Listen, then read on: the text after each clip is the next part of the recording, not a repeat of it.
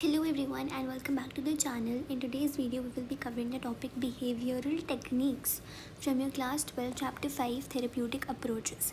तो हमने पिछले दो वीडियोस में we have talked about the behavior therapy का introduction और उसके अगले वीडियो में हमने method of treatment की बात करी थी जहाँ पर हमने antecedent operations, consequent operations, establishing operations, malfunctioning behaviors, antecedent factors और maintaining factors की बात करी थी. सो इस वीडियो में हम बात करेंगे बिहेवियरल टेक्निक्स की. तो ये जो टेक्निक्स हैं, बहुत सारी टेक्निक्स ऐसी अवेलेबल हैं फॉर चेंजिंग द बिहेवियर. और जो प्रिंसिपल्स हैं of these techniques that is to reduce the arousal level of the client, alter behaviour through classical conditioning or operant conditioning with different contingencies of reinforcements as well as to use vicarious learning procedures if necessary. तो 8 behavioural techniques की हम बात करेंगे इस particular video में. पहली जो technique की बात की जा रही है दैट इज़ नेगेटिव री-इन्फोर्समेंट. अब नेगेटिव री-इन्फोर्समेंट को बच्चे क्या है पनिशमेंट से कंफ्यूज कर लेते हैं, but it is not related to punishment. Negative reinforcement में क्या होता है, हम एक बिहेवियर परफॉर्म करते हैं टू गेट रिड और to avoid the painful stimuli और टू एस्केप फ्रॉम देम. तो बिहेवियर कर रहे हैं क्यों, ताकि उस पेनफुल स्टिमुली को हम अवॉइड कर सकें, एस्केप कर सकें, उस to get rid of that. तो वो जब हम भी उस बिहेवियर को परफॉर्म करते हैं ना, तो उसको हम नेगेटिव री-इन्फोर्समेंट बोलते हैं. तो यहाँ पे रिमूवल होता है एक अनप्लेजेंट स्टिमुलस का आफ्टर डिज़ायर्ड बिहेवियर. आपने उस बिहेवियर को परफॉर्म किया तो रिमूवल हो गया उस अनप्लेजेंट स्टिमुलस का जो आपको परेशान कर रही थी. फॉर एग्ज़ाम्पल, आप डांट ना खाओ, ठीक है, डांट ना खाओ इसको समझो एज द पेनफुल स्टिमुली. तो आप डांट ना खाने के लिए ये डांट नहीं खा रहे हो, आप इस डांट को ना खाने के लिए एक बिहेवियर परफॉर्म करते हो that is to submit the work on time.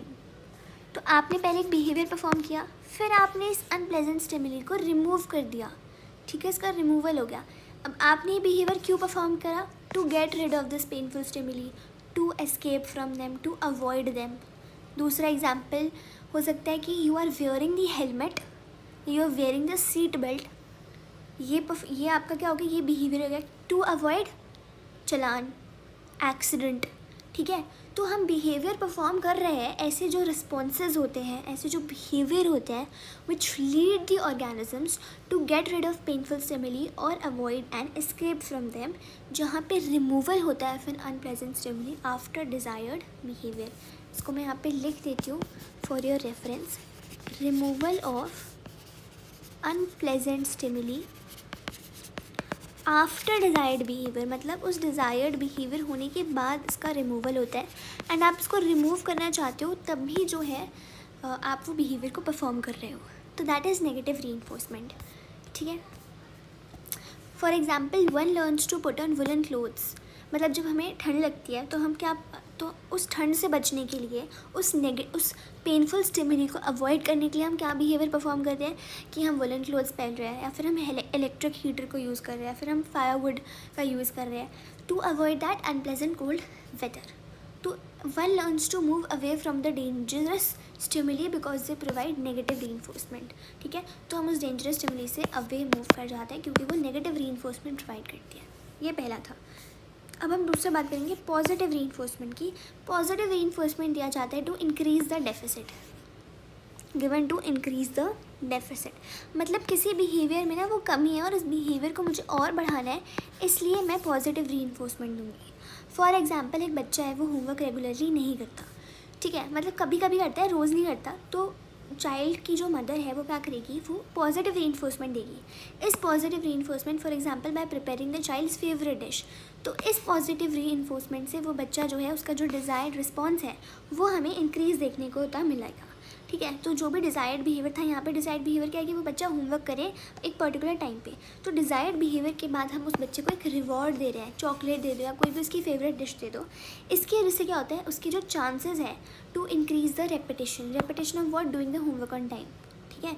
तो रिवॉर्ड देने से क्या होता है, it increases the chances of repetition,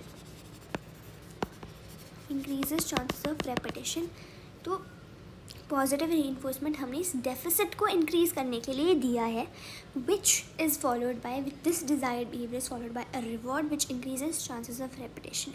यहाँ पे जो गोल होता है that is to strengthen the behaviour.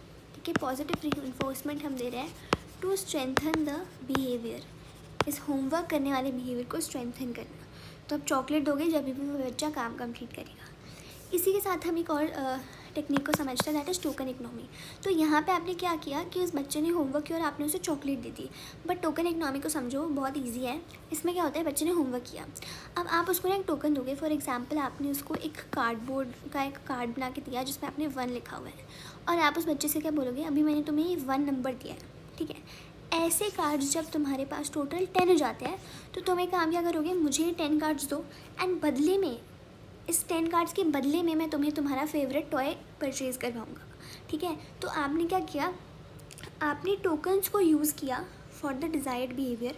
ठीक है, टोकन्स को कलेक्ट किया और फिर इस टोकन को एक्सचेंज कर दिया फॉर द रिवॉर्ड। ठीक है, तो यहाँ पे टोकन एक्सचेंज करे जाते हैं फॉर द रिवॉर्ड।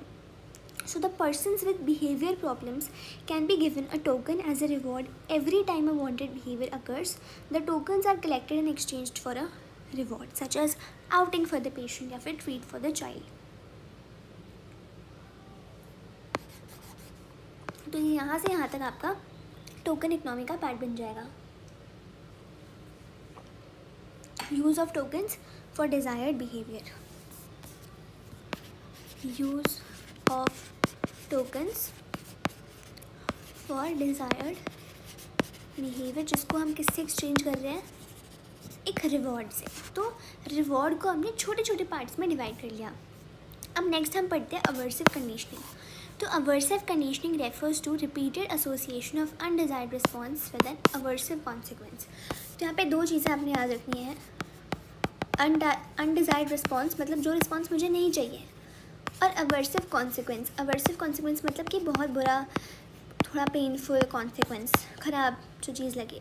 आप इन दोनों को क्या कर दोगे, इन दोनों को एसोसिएट कर दोगे और बार बार एसोसिएट करोगे। फॉर एग्जांपल एक अल्कोहलिक को हमने माइल्ड इलेक्ट्रिक शॉक दिया एंड उस इलेक्ट्रिक शॉक देने के बाद हमने उससे अल्कोहल स्मेल करने को बोला। तो जब आप रिपीटेडली पेयर करोगे स्मेल ऑफ अल्कोहल से पेन ऑफ शॉक को, इनको आपने एसोसिएट कर लिया, तो the person will give up alcohol. ठीक है, पॉजिटिव रीइंफोर्समेंट जो है वो तब दिया जाता है जब अडेप्टिव बिहेवियर बहुत ही रेयरली अगर करता है, क्योंकि यहाँ पर हमें उस डेफिसिट को इंक्रीज़ करना है। तो ये 4 चीज़ें आपको अब तक समझ में आ गई होगी, negative reinforcement, positive reinforcement, token economy और अवर्सिव कंडीशनिंग। अभी 4 और बची हैं। सो हम पढ़ेंगे डिफरेंशियल रीइंफोर्समेंट के बारे में। तो डिफरेंशियल रीइंफोर्समेंट एक कॉम्बिनेशन है of the positive reinforcement and negative reinforcement, क्योंकि अनवांटेड बिहेवियर यहाँ पे आप रिड्यूस कर सकते हो और वांटेड बिहेवियर को इंक्रीज़ कर सकते हो साइमल्टेनियसली थ्रू डिफरेंशियल रीइंफोर्समेंट। तो पॉजिटिव रीइंफोर्समेंट आप दोगे वांटेड बिहेवियर के लिए, जो बिहेवियर आपको कराना है, जिस डेफिसिट को आपको इंक्रीज़ कराना है, और नेगेटिव रीइंफोर्समेंट आप दोगे अनवांटेड बिहेवियर के लिए। तो जब आप इन दोनों को एक साथ दोगे, साइमल्टेनियसली दोगे, तो वो डिफरेंशियल रीइंफोर्समेंट होता है। ठीक है, अब the other method is to positively reinforce the unwanted behavior and ignore the unwanted behavior. The latter method is less painful and equally effective. For example, let us consider the case of a girl who sulks and cries when she is not taken to the cinema when she asks. ठीक है, तो क्या करती है वो बच्ची रोती है, चिल्लाती है जब उसको बोला जाता है, जब वो बोलती है कि मुझे तो सिनेमा जाना है, पर जो उसके पेरेंट्स सिनेमा नहीं लेके जाते तो वो बहुत रोती है। तो पेरेंट को यहाँ पे इंस्ट्रक्ट किया जाता है कि आप उसको सिनेमा तभी लेकर जाओ जब वो ना रोए, और अगर वो रोए तो आप उसे नहीं लेके जाओगे। ठीक है, पेरेंट को क्या बोला जाता है कि जो उसका अनवांटेड बिहेवियर है, जो वो रो रही है, आप उसको इग्नोर करो और फिर आप उसे पोलाइटली बोलो कि you will be going to cinema only when you stop crying. तो ये डिफरेंशियल रीइंफोर्समेंट का पूरा एग्जाम्पल है। एंड नेक्स्ट हम पढ़ेंगे 6th which is systematic desensitization. ये इंपॉर्टेंट है क्योंकि इस टॉपिक में अलग से क्वेश्चन बनते हैं। जो सिस्टमेटिक डिसेंसिटाइजेशन है, इट वॉज इंट्रोड्यूस्ड बाय वॉल्प।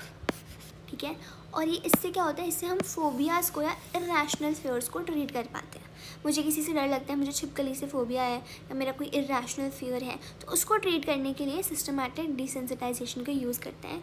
यहाँ पे क्लाइंट इज़ इंटरव्यूड ताकि उसके फेयर प्रोवोकिंग सिचुएशंस का हमें पता चल लग सके, और जो थेरेपिस्ट है वो एक हायरार्की प्रिपेयर करता है of anxiety provoking stimuli with the least anxiety provoking stimuli at the bottom of the hierarchy. तो थेरेपिस्ट क्या करेगा, एक हायरार्की बनाएगा जहाँ पे जो लीस्ट एंग्जाइटी प्रोवोकिंग स्टिमुली है वो बॉटम होगा और सबसे टॉप पे होगा एंग्जाइटी प्रोवोकिंग स्टिमुली। तो ऐसे एक हायरार्की प्रिपेयर करेगा कौन, थेरेपिस्ट। अब थेरेपिस्ट क्या बोलेगा, सबसे पहले जो पहला तो इसकी टोटल 3 स्टेप है। पहला स्टेप ये है कि थेरेपिस्ट उस क्लाइंट को रिलैक्स करेगा, ठीक है, पहले रिलैक्सेशन होगा। उसके बाद वो क्लाइंट से बोलेगा इस लीस्ट एंग्जाइटी प्रोवोकिंग स्टिमुली के बारे में सोचने के लिए, ठीक है। अब जब क्लाइंट उसके बारे में सोचना बंद कर दे और फिर उसे थोड़ी सी टेंशन फील होगी, तो मतलब ऐसे ऐसे करके वो दूसरे पे तीसरे पे लेके जाएगा और फिर ये पूरा उसका डर हट जाएगा। तो sessions through a number of sessions client उसको इमेजिन करेगा सीवियर फियर प्रोवोकिंग सिचुएशंस को, रिलैक्स भी रहेगा एट द सेम टाइम। तो वो सिस्टमैटिकली डिसेंसिटाइज हो जाता है किससे, फेयर से, ठीक है। ग्रेजुअली जैसे आप उसको एक्सपोज करते हो from the least to the most fearful situation while maintaining relaxation, तो वो सिस्टमैटिकली डिसेंसिटाइज हो जाता है। इसमें आपने एक चीज़ क्या रखनी है, with relaxation while maintaining the relaxation. तो इसमें एक और जो हमारा टेक्निक आ जाता है, प्रिंसिपल ऑफ रेसिप्रोकल इनहिबिशन। तो प्रिंसिपल ऑफ रेसिप्रोकल इनहिबिशन में बोलता है ये कि the presence of 2 mutually opposing forces at the same time inhibits the weaker force. तो thus the relaxation response is first built up and mildly anxiety provoking scene is imagine. पहले relaxation response होगा, फिर वो anxiety provoking scene imagine करवाया जाएगा और फिर उस एंग्जाइटी को हम ओवरकम करवाएंगे किससे, रिलैक्सेशन से। So the client is able to tolerate progressively greater levels of anxiety because of his relaxed state, ठीक है। तो प्रिंसिपल ऑफ रेसिप्रोकल इनहिबिशन जिन्हें नहीं समझ में आया समझो, मैं एक बहुत ही सिंपल से एग्जाम्पल से ही क्लियर करा दूँगी। क्या बोल रहा है, 2 mutually opposing forces at the same time. Mutually opposing feelings को समझो, क्या है, सबसे सिंपल, हैप्पी, सैड। तो आप सोचो कि जब आप हैप्पी हो, आप बहुत ज़्यादा खुश हो, तो आप दुखी तो नहीं हो सकते ना उस पर्टिकुलर टाइम पे। अभी मैं बहुत ज़्यादा खुश हूँ, तो क्या अभी मैं एट द सेम टाइम दुखी हो सकती हूँ, नहीं। तो एट द सेम टाइम ये जो 2 म्यूचुअली अपोजिंग फोर्सेस हैं, इनमें से जो वीकर फोर्स होगा वो इनहिबिट हो जाएगा, उसको नेग्लेक्ट कर देंगे, उसको हम इग्नोर कर देंगे, वो इनहिबिट हो जाएगा। यही बात की जा रही है प्रिंसिपल ऑफ रेसिप्रोकल इनहिबिशन में। तो इसको हम क्लब कर रहे हैं सिस्टमैटिक डिसेंसिटाइजेशन के साथ, क्योंकि देखो अगर आप रिलैक्सड हो, एक तो हो गया रिलैक्सेशन और अब क्या हो गया, रिलैक्सेशन हो गया और दूसरा क्या हो गया, एंग्जाइटी। तो अगर आप रिलैक्सड हो तो क्या आप eight the same time anxious हो सकते हो, नहीं। तो क्योंकि रिलैक्सेशन का यहाँ पे फोर्स ज़्यादा है, तो जो वीकर फोर्स है, weaker force will be anxiety, वो इनहिबिट हो जाएगा and that is how you will be systematically getting desensitized to the fear, ठीक है। यहाँ तक हमने 7 बिहेवियरल टेक्निक्स की बात कर लिया है। 8वीं जो टेक्निक है दैट इज़ मॉडलिंग। तो मॉडलिंग एक ऐसा प्रोसीजर होता है जहाँ पे client learns to behave in a certain way by observing the behaviour of a role model और अ थेरेपिस्ट। तो therapist initially acts as the role model, बाद में जो उसका रोल मॉडल है उसको वो दिखाया जाता है कि आप इसके बिहेवियर को ऑब्जर्व करो और वो क्लाइंट उसकी तरह बिहेव करने को सीख जाता है। विकेरियस लर्निंग इसका दूसरा नाम है, जहाँ पे there is learning by observing others. उसको यूज़ किया जाता है through a process of rewarding small changes in the behaviour. Client gradually learns to acquire the behaviour of the model. तो जो मॉडल का बिहेवियर है उसको वो सीखना स्टार्ट कर देता है। तो बस ये 8 बिहेवियरल टेक्निक्स थे जो हमने इस वीडियो में पढ़े। फटाफट से एक बार रिवाइज कर लेते हैं। सबसे पहले हमने नेगेटिव रीइंफोर्समेंट की बात करी, जहाँ पे हमने बात करी that we are performing a response to avoid, to escape और to get rid of the painful stimuli. फिर हमने पॉजिटिव रीइंफोर्समेंट के लिए बात करी, जहाँ पर कुछ पाने के लिए हम कोई बिहेवियर को परफॉर्म कर रहे हैं टू इंक्रीज द डेफिसिट। जो अडैप्टिव बिहेवियर बहुत ही रेयरली अकर कर रहा है, तो इस डेफिसिट को इंक्रीज़ करने के लिए हम पॉजिटिव रीइंफोर्समेंट परफॉर्म कर रहे हैं, जहाँ पे जो डिज़ायर्ड बिहेवियर है उसके बाद हम क्या क्लाइंट को दे रहे हैं, एक रीइंफोर्समेंट, एक रिवॉर्ड दे रहे हैं विच increases the chances of repetition and strengthens the behaviour. फिर हमने बात करी अवर्सिव कंडीशनिंग की, जहाँ पर हम अनवांटेड या फिर अनवांटेड बिहेवियर को, अनवांटेड अनडिजायर्ड रिस्पॉन्स को अवर्सिव कॉन्सिक्वेंस के साथ रिपीटेडली एसोसिएट करते हैं, ठीक है, जिसका एम क्या होता है कि जैसे आपका डिस्कम्फर्ट एसोसिएट होता है with the undesired behaviour, it leads to the reduction of that behaviour. Next we talked about the token economy, जहाँ पे बड़े रिवॉर्ड्स को छोटे में डिवाइड करते हैं to enhance the positive reinforcement and that is exchanged for a reward. Then we talked about differential reinforcement, जहाँ पे पॉजिटिव और नेगेटिव रीइंफोर्समेंट को साइमल्टेनियसली यूज़ किया जाता है to increase the wanted behaviour and reduce the unwanted behaviour. Then we talked about systematic desensitization, which is given by Volpe, which is used for treating the fear or phobias. जहाँ पे therapist एक hierarchy बनाता है with the less anxiety provoking situation at the bottom, और जहाँ पे सबसे पहले क्लाइंट को एक डीपली रिलैक्स स्टेट में डाला जाता है. उसके साथ हमने प्रिंसिपल ऑफ रेसिप्रोकल इनहिबिशन की बात करी थी, जहाँ पे presence of two mutually opposing forces होते हैं, वहाँ पे वीकर फोर्स इनहिबिट होता है. And next, lastly, we talked about modeling, that is observing the behaviors of others. And with this, we have completed the entire topic of behavior therapy, and we conclude this part of the chapter. With that, that is it for this video. Thank you.